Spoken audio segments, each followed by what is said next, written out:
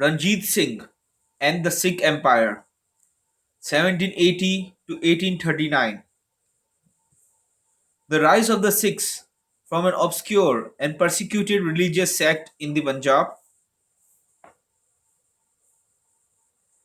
to a great and formidable empire is one of the most dramatic episodes in Indian history.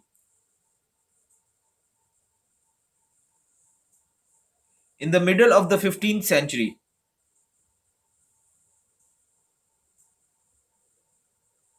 Nanak, the founder of the movement, was born not far from Lahore in the Punjab.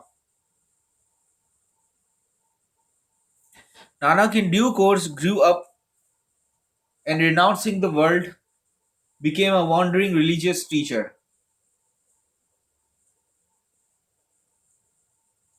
Like his predecessor Kabir, he was anxious to find a common bond between Hinduism and Islam.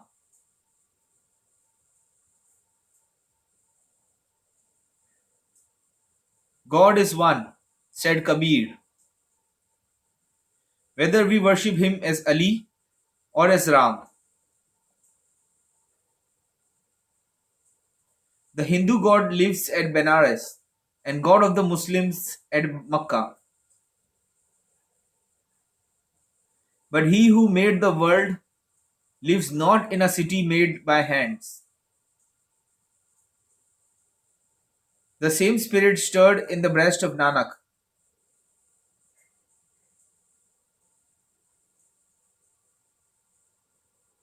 When questioned by the Mohammedan governor about his religious views, he is said to have replied in the following stanza: Make love thy mosque, sincerity thy prayer carpet, and justice thy Quran.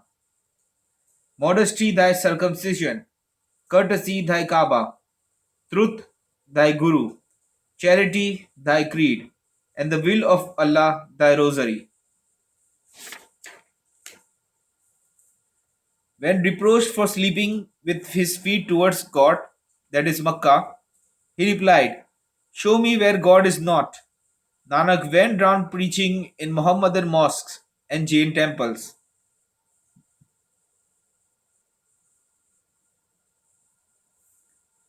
And to the great crowds assembled at Hindu places of pilgrimage.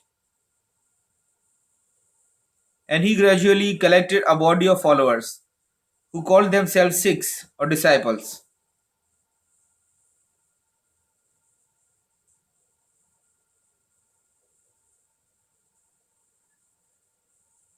And acknowledged him as their guru or religious teacher. While retaining the Hindu doctrine of karma and transmigration, he rejected caste, idolatry, and above all, the authority of the Brahmins.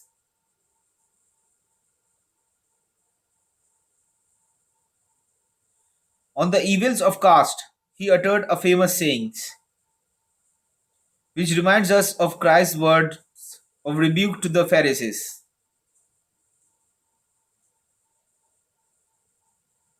Evil mindedness is the low caste woman, cruelty is the butcher's wife, a slanderous heart, the sweeper woman, wrath, the pariah woman. What availed it to have lines drawn around the cooking place, when these three sit ever with thee?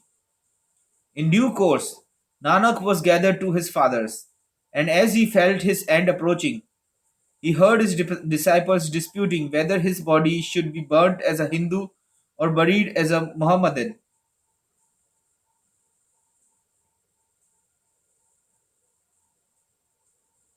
According to a beautiful legend, he asked that flowers be heaped at his right side by his Hindu followers, at his left by the Muslims. Those who those whose flowers were fresh in the morning could claim his body. Next day, both heaps were still fresh, and when they lifted the winding sheet, the body had disappeared.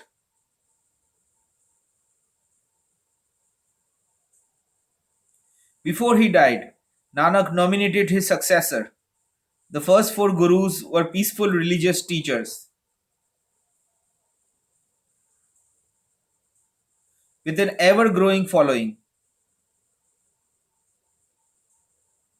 The great Emperor Akbar granted the fourth guru a piece of land on the banks of a lake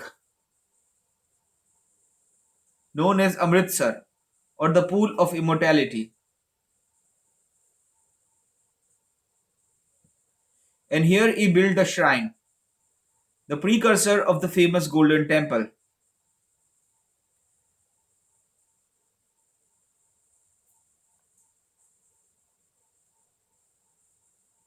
The fifth guru, Arjun, compiled the Adi Granth or Sikh Bible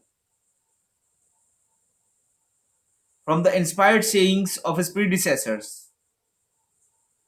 Arjun unfortunately came to blows with the authorities for taking part in the rebellion of Prince Khusro, the son of Jahangir.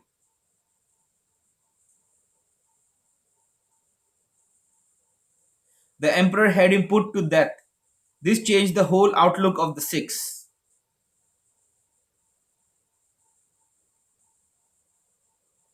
When Arjun's successor, Hargobind, was about to be invested with the turban and necklace, which were the badges of office of the Sikh pontiffs, he declared, "My necklace shall be my sword belt, and my turban shall be adorned with the royal aigrette." Tej Bahadur, the ninth Guru, was seized by the Emperor Aurangzeb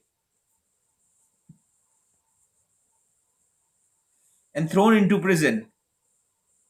When he was accused of the crime of gazing from the top of his goal at the abode of the royal harem, he is said to have replied,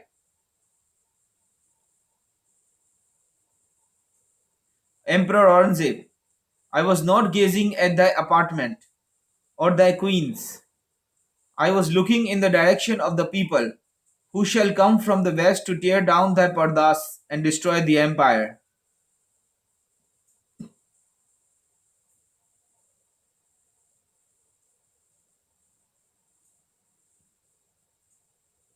Tej Bahadur was put to death, and his son Govind, the tenth and last Guru, fled to the hills. In due course he returned, and thousands flocked to his banner. Govind made the Sikhs into a militant sect known as the Khalsa or elect, dedicated to unrelenting war against the Mughal Empire. Converts were admitted to the order by a mystic ceremony in which they drank water stirred with a sword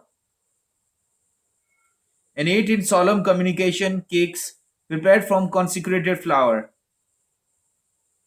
They took the surname of Singh or Lion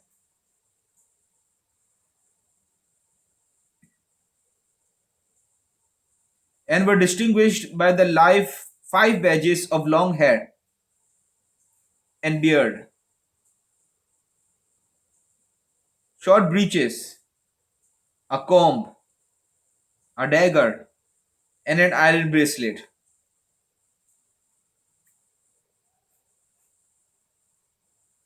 After Govind's death, the struggle was continued by a leader named Banda, who carried on a relentless campaign until his capture and execution. During the Great Anarchy, which was the result of the breakup of the Mughal Empire in the 18th century,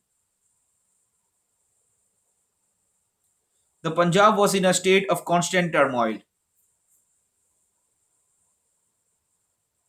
invaded by the Afghans from the northwest and the Marathas from the south,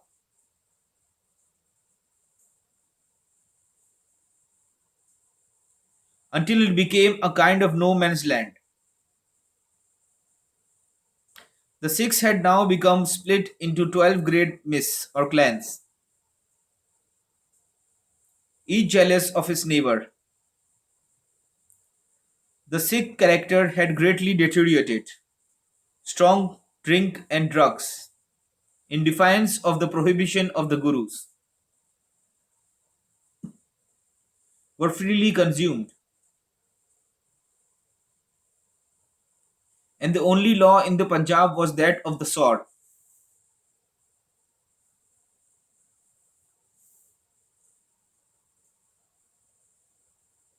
At this crisis in the national fortunes, Ranjit Singh was born in 1780. His father, Mahan Singh, was head of the powerful Sukar Chakia Confederacy, which was at constant war with the rival clan of the Bhangis. At the age of 10, seated upon his father's war elephant, he saw his first battle, and he was nearly killed by one of the opposing side,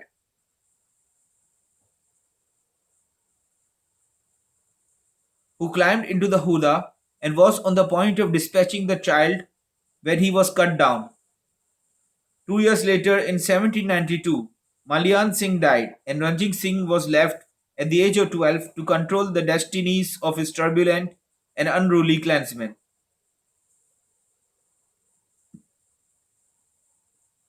Soon after, he nearly lost his life in a flood which swept away his camp. With a number of men, horses, and camels, his first object was to shake off the petticoat government of his mother and mother in law, two fierce and warlike ladies who led their armies in person.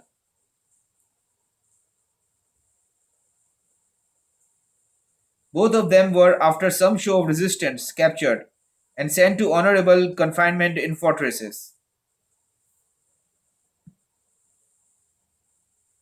Ranjit Singh was now master of his own house,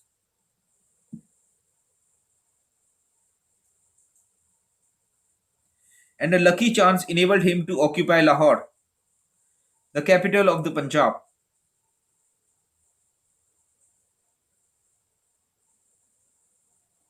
Shah Zaman, the Amir of Afghanistan, had been making one of his periodical raids on the country when he was cut off by a rising of the Jhelum River. He was forced to abandon 12 of his guns, and in those days, artillery had an enormous value in the eyes of Indian commanders. Ranjit Singh undertook to salve the guns and forward them to Peshawar, provided that he were recognized as ruler of Lahore.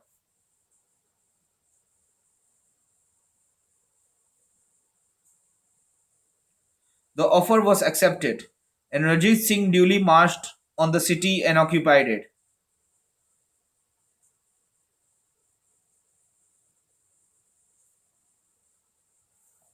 In July 1799, he followed up his success 3 years later by appearing in front of Amritsar, the sacred city of the Sikhs, held by the rival clan of the Bhangis, and demanding the surrender of the Zamzam gun, which was looked on as the luck of the Sikh nation.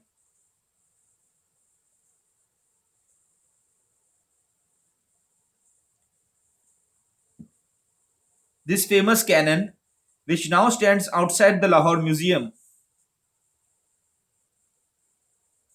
was originally cast from copper water pots collected in lieu of jizya or poll tax by the Mohammedans from the Hindus,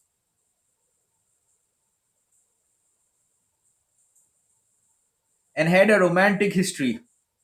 It had passed from hand to hand and had been at one time in the possession of Ranjit Singh's grandfather Charat Singh. Ranjit Singh's master passions were for guns and horses. The Raja's attachment to guns, wrote Medcliffe, and his opinion of their weight are so great that he will never miss an opportunity of obtaining a gun. If he learns there is a gun in any fort, he cannot rest until he has taken the fort to get the gun.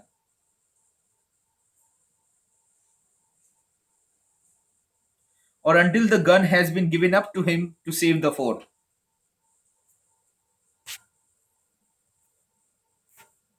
The Bungis put up a poor resistance, and with the capture of Amritsar and its coveted weapon, Ranjit Singh became the leading chief in the Punjab and assumed the title of Maharaja.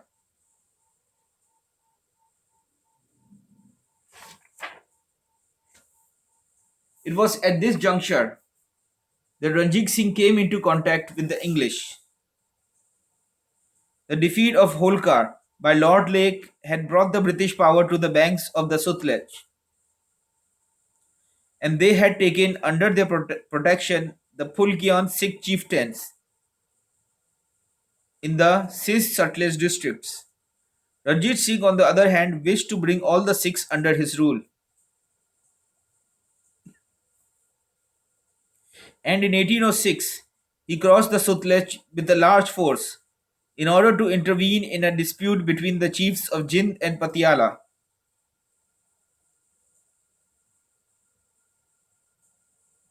For a time, it looked as though his action would result in war, but the British government wished to utilize the Sikhs as a buffer between themselves and possible invaders.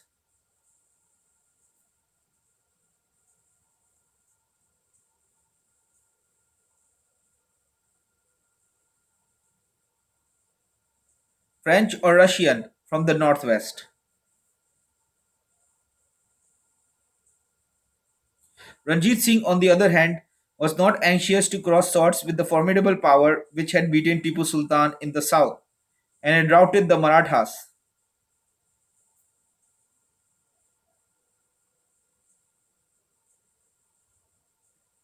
He knew that he was surrounded by a ring of enemies,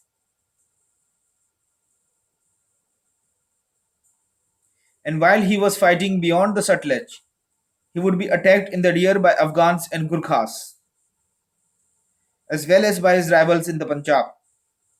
He therefore welcomed the arrival of Charles Metcalfe,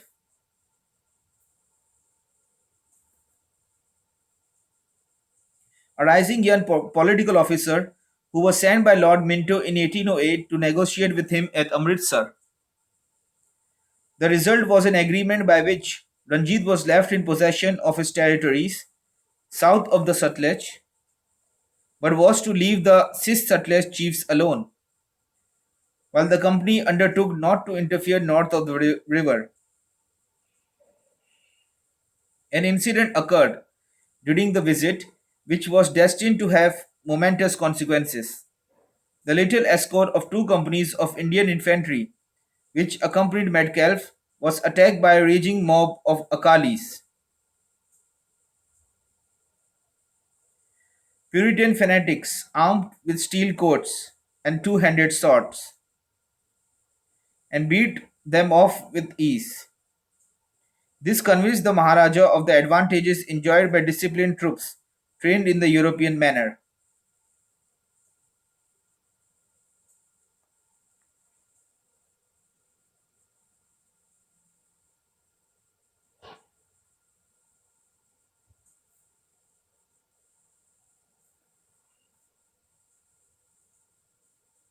and he decided to engage a number of foreign officers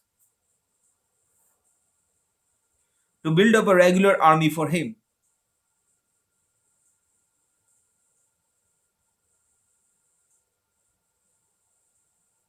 Of these, the most important were Generals Ventura and Allard, soldiers of fortune who had fought under Napoleon and after his downfall had offered their services to the Shah of Persia. Colonel Coate, an Irish artillery officer named Gardner, later they were joined by a Napoleonic general of the name of Avitabel. Hitherto all six had fought in the cavalry, and service on foot was despised. Ventura raised a regular brigade of all arms known as the Fauj Khas, and on this model the Maharaja built up a magnificent force of 20,000 men and 192 guns, known as the Army of the Khalsa. This he steadily enlarged as his resources grew. Armed with this formidable weapon, he proceeded to make himself complete master of the country. His first objective was Multan, a stronghold ruled over by Nawab Muzaffar Khan, an Afghan chief of ancient family, who refused to pay tribute and defied all attacks. In January 1818, Ranjit Singh laid siege to Multan and brought up the Zamzam gun to batter down the walls with her used stone missiles. But as fast as a breach was made, it was filled up, and the storming parties were driven back in hand to hand fighting.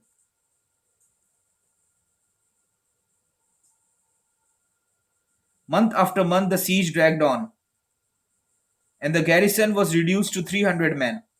At length, on June 2nd, a party of Akalis seized an important bastion, and an entrance was effected. But still, the old Nawab, conspicuous of his white beard, held out, with his 8 sons and the remnants of the garrison. Time after time, the attackers were driven off, unable to face the Afghan swordsmen. "Come on," cried the defenders, "and let us perish like men." But the Sikhs preferred to pick them off with their matchlocks.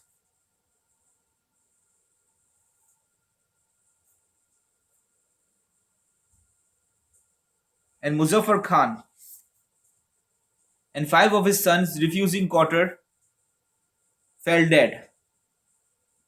The other 3 surrendered.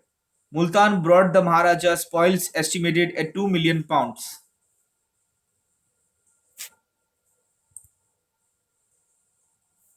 A more notable exploit was the conquest of the large and beautiful province of Kashmir.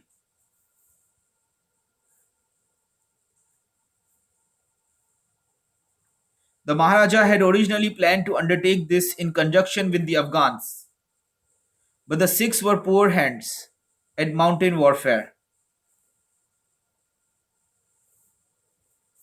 The Afghan general stole a march on them and refused to give his allies their share of the plunder. Ranjit Singh, in retaliation, seized the fortress of Attock, commanding the chief fort over the Hindus, over the Indus. This led to a pitched battle between the Afghans and the Sikhs at Hardaru.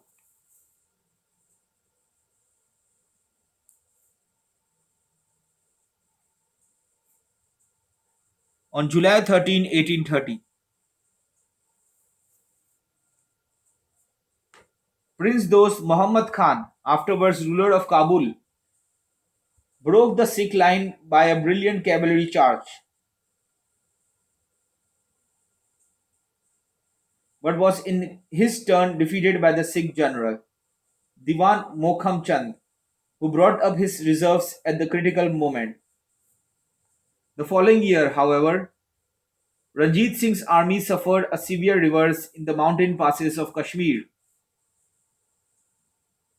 and had to retreat after the monsoon had burst and rendered the roads and rivers impassable. It was not till 1823 that the country was subdued, and even after that, there was fierce fighting with the Hazaras and other mountain tribes.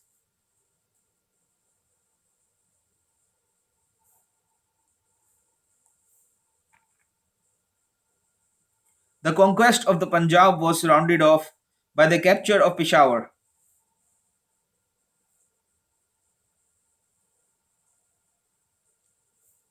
which was held by an Afghan general named Yar Muhammad Khan.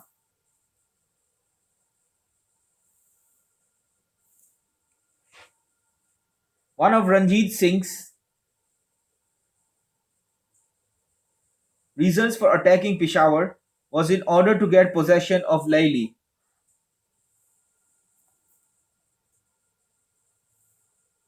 an Arab mare renowned for her beauty throughout Afghanistan and the Punjab,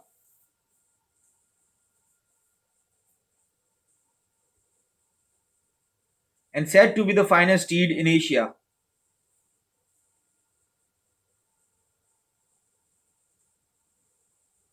She was not surrendered until the Afghan general was arrested and told that he would stay in prison till she was given up.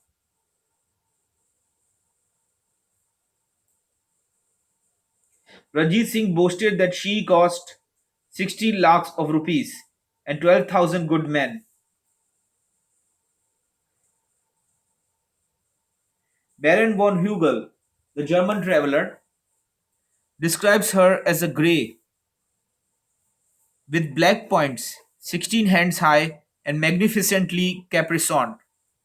She lived in a silver plated stall with golden bangles round her fat locks. No horse since the fall of Troy, it has been said, had been the source of so much suffering.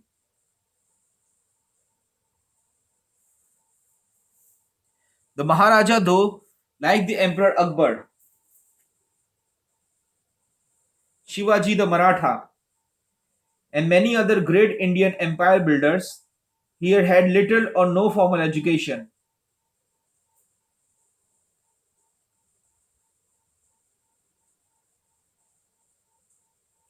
was an enlightened man with an inquiring mind. His court was the resort of men of all religions and nationalities.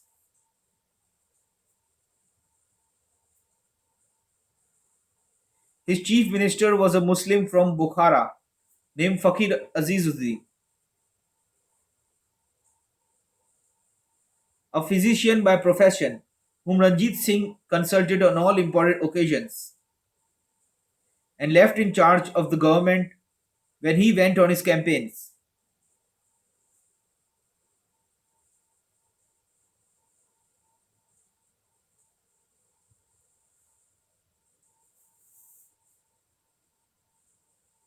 Azizuddin was an adherent of the mystic Sufi sect, and when asked whether he was a Muslim or a Hindu by religion, replied, I am a man floating in the midst of a mighty river. I turn my eyes towards the land, but can distinguish no difference in either bank.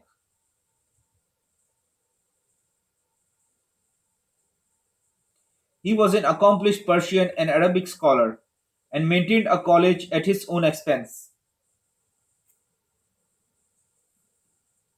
Fakir Azizuddin was foreign minister. The finance minister was a Rajput named Raja Dinanath, one of three brothers of great talent and personal bravery who had all made their names in the court of Lahore. Raja Dinanath was responsible for organizing the revenue systems which supplied Ranjit Singh with the funds for building up his army. No light matter in a fierce and lawless country.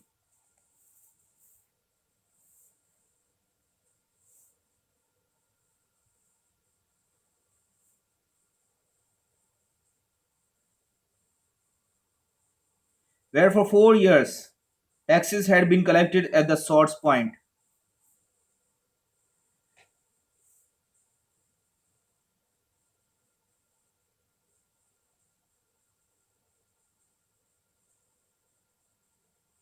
Aziruddin, unlike Raja Dinanath, was pro-British in his outlook.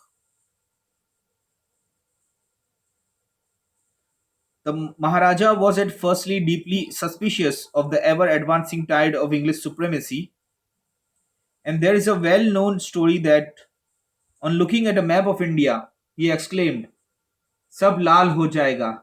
It will soon be all red."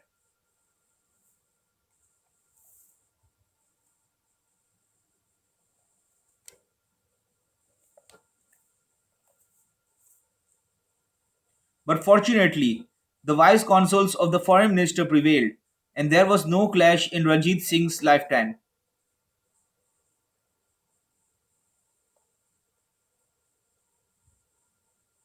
Another outstanding figure was Lena Singh, a Sikh, the master of ordnance, who was responsible for casting the artillery of the Khalsa and was a mechanical inventor of distinction. By arranging that his councillors, civil and military, should be drawn from these widely differing nationalities and classes,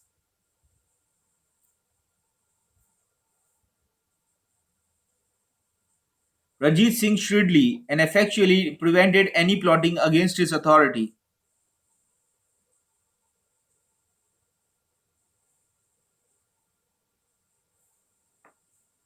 Mention has been made of the European military officers in his employ,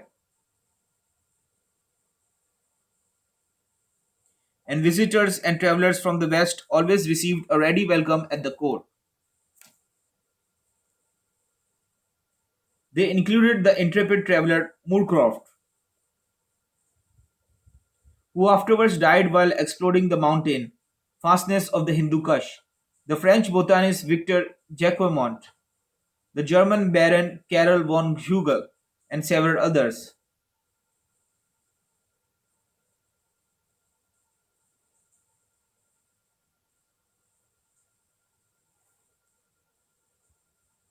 When Lord William Bentinck came out to India in 1831, the British government was still perturbed about the advance of Russia in Central Asia, and the new Governor General was ordered to enter into negotiations with the Lion of the Punjab. The two met at Rupar on the Sutlej, and here for some days a grand darbar was held, which recalled the field of the cloth of gold. The scene was picturesque in the extreme. The regular infantry, looking like a wall of scarlet, made a striking contrast to the irregular cavalry. With their shirts of mail, their helmets inlaid with gold, and decked with heroines' plumes, their small round shields, and their bows or matchlocks. The members of Ranjit Singh's own bodyguard were gaily attired in red and yellow satin, with pink turbans and gold embroidered sword belts. Sports and tourneys were held, in which the Maharaja, in spite of his paralysis, displayed his superb horsemanship to the admiration of all.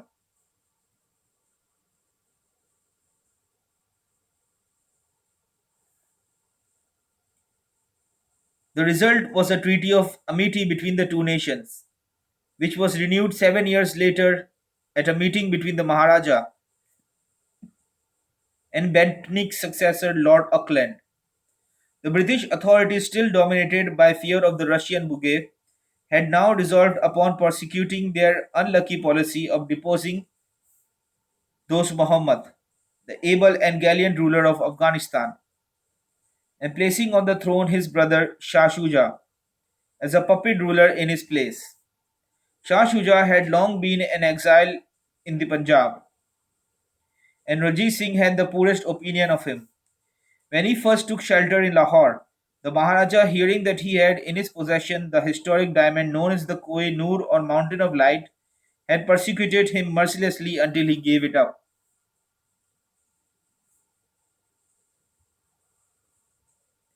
The meeting between Ranjit Singh and Lord Auckland has been picturesquely described by the Governor General's sister, Miss Emily Eden, in her charming volume of letters entitled Up the Country. As the two state elephants came alongside, Lord Auckland, in his uniform of diplomatic blue, was seen to take a bundle of crimson cloth out of the state Huda, and it was known that the Lion of the Punjab was then seated on the elephant of the English ruler. In a minute, the little, tottering, one eyed man, who had founded a vast empire on the banks of the fabulous rivers of the Macedonian conquest, was leaning over the side of the Huda, shaking hands with the principal officers of the British camp as their elephants were wheeled up beside him.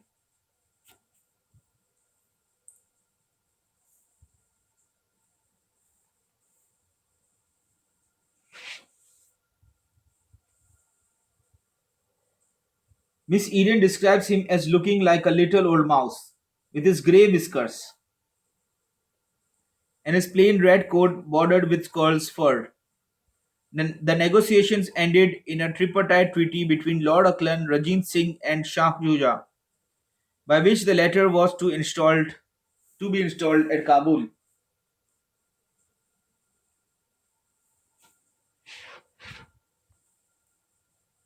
The whole plan was fundamentally unsound, and the Maharaja himself viewed it with grave misgiving, but he loyally supported his English allies. Though at the time his health was rapidly deteriorating. He died in June 1839, a life of almost continual exertion in the field,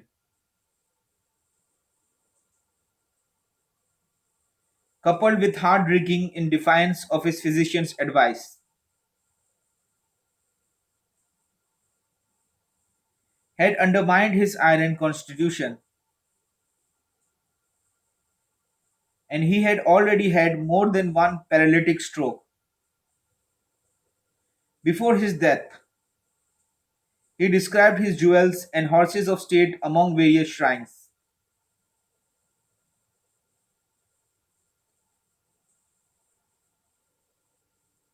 Two Ranis accompanied him to the funeral pyre. He was only 59 at the time of his death.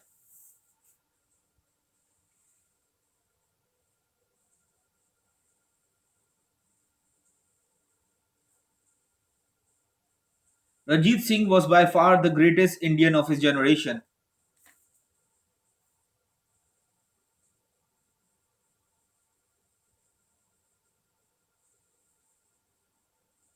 He found the Punjab a warring confederacy, a prey to its faction and chiefs.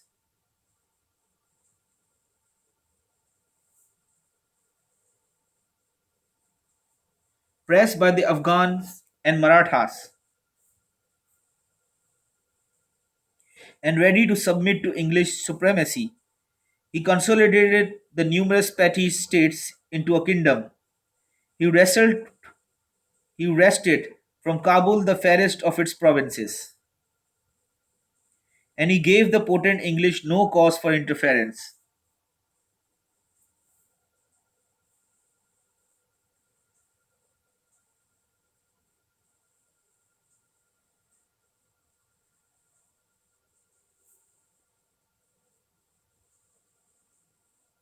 He found the militia of his country a mass of horsemen,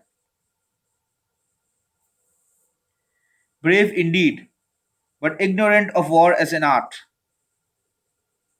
and he left it mustering 50,000 disciplined soldiers,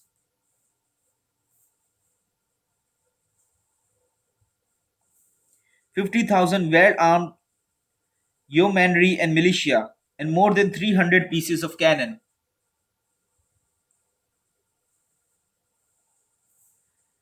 Victor Jacquemont spoke of him as an extraordinary man, a Bonaparte in miniature,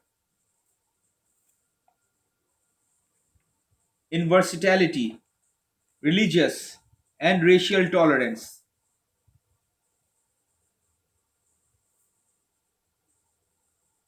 and organizing ability. He came near to Akbar.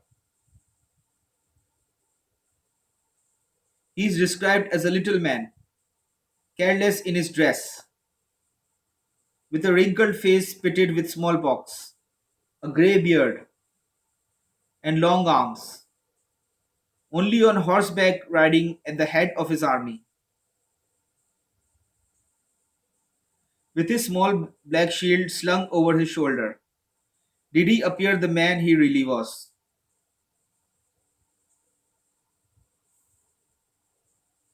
Miss Eden says he made himself a great king.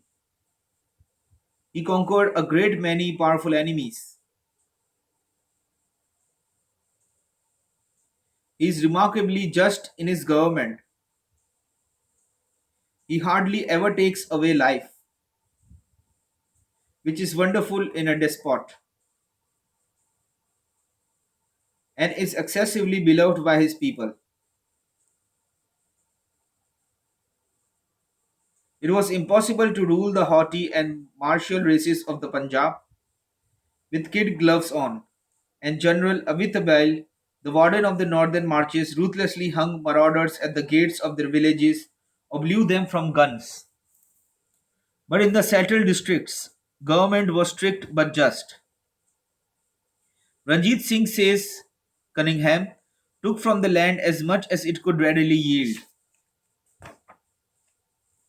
and from the merchants as much as they could profitably give.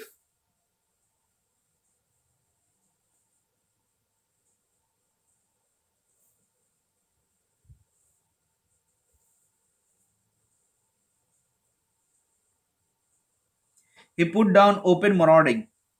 The Sikh peasantry enjoyed a light assessment, and no local officer dared to oppress a member of the Khalsa.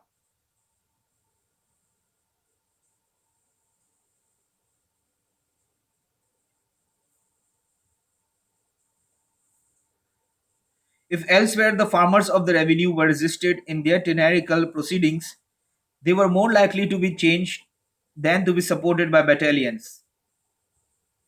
For Ranjit Singh never arrogated to himself the title or powers of a despot or a tyrant.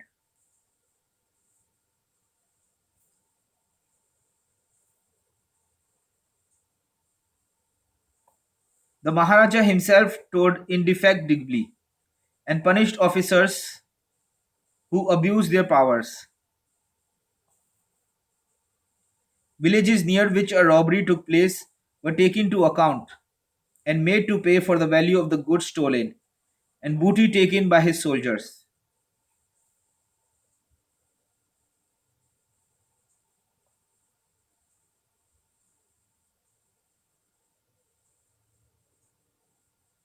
And booty taken by his soldiers was ordered to be returned. Time was when Sikh and robber were synonymous, were on synonymous terms, but now few thefts were heard of.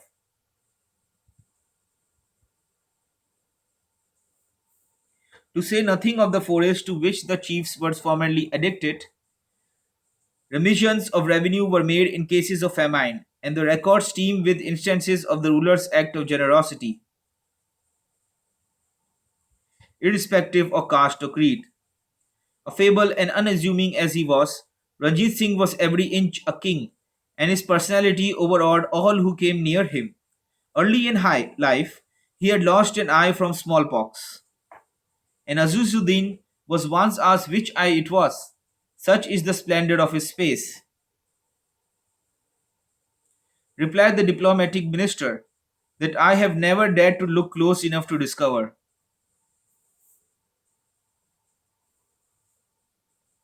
The sequel must be briefly told. After the death of the great Maharaja, the commanders of the army of the Khalsa became completely out of control. The prestige of England was at its lowest ebb, owing to the evacuation of Kabul and the annihilation of the British force. During its return, and in 1845, the Sikhs, in defiance of the treaty, crossed the Sutlej. They were defeated in four pitched battles, and a peace was patched up, but it did not last. And in 1849, war once more broke out. The Sikh nation has called for war, said Lord Dalhousie, and upon my word they shall have it with a vengeance. The fighting was the fiercest in the history of British India.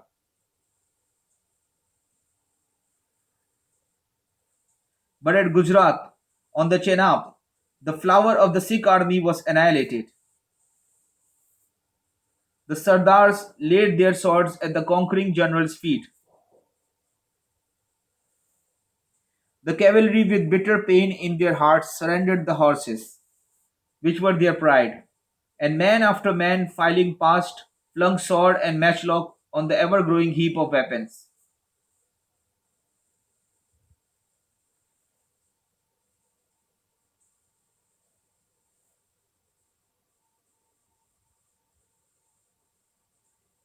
Ranjit Singh, Aaj Ranjit Singh mar gaya.